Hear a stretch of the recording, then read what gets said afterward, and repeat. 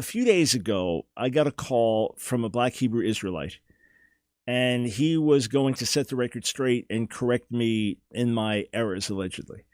And he had studied 20-something years, so I asked him politely, well, what about my studies? I've been studying 48 years. Well, you're wrong. So, I had a little fun with him on it. I said, well, you're wrong. I've been studying longer than you've been studying, But he was now going to set the record straight. And this is the type of gross ignorance we deal with all the time, the type of extraordinary error we deal with all the time, things that are so basic and you think, oh, and people believe this.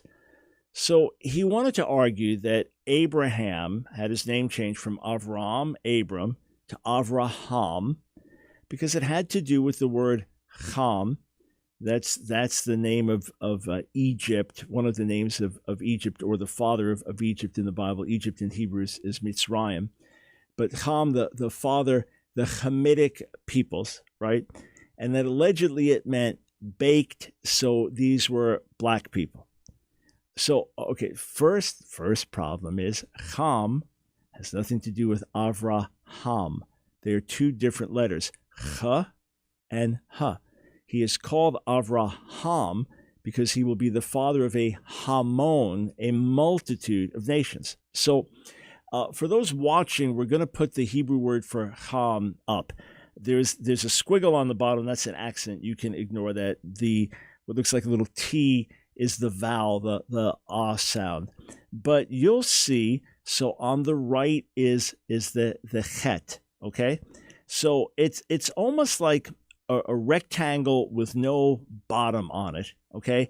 And one of the line on the top left goes over a little bit, all right? If you can just picture that, all right? So if you start it on the bottom right, you go up and then just a circular top a little bit or a curved top a little bit, straight across, and then overlap a little bit, then go straight down. That's the chet.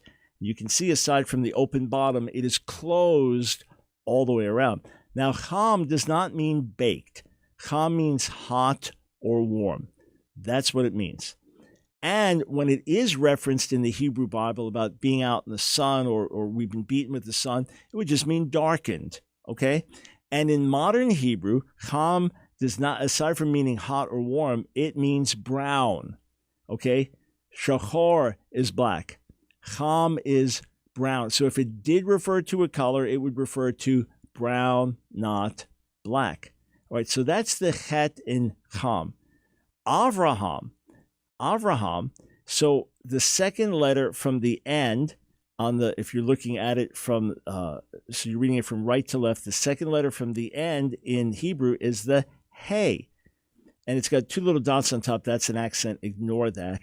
And the vowel looks like a T beneath it. But if you're looking at it, you'll see that it is open on the side. In other words, 3 seconds of learning Hebrew. I'd said you'd learn it an hour, to know all the letters, but 3 seconds, you see, okay, the chet is different than the hey. They are two completely different letters with different sounds. One with a guttural cha, the other just a ha without that, okay? So anyone who knows Hebrew at all knows that these are two different letters and that Avraham has nothing to do with Ham. And by the way, the Hamitic peoples are not the fathers of Abraham, Isaac, and Jacob. Those are the Shemitic peoples, the descendants of Shem. But this is the type of ignorance that's out there. And the frustration is you present the truth. Here, 1 + 1 = 2. Here, you have your 1 here, put it with my 1. How many do we have? 2, not 3, not 8, not 11, not 1. And some people are like, no, man, you're deceiving us. You're a trickster. You're a wizard. We don't believe you. So at that point, they're given over to deception.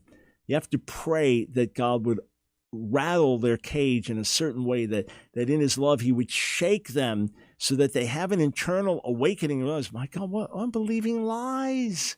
I'm believing lies. May God have mercy and open eyes to the truth.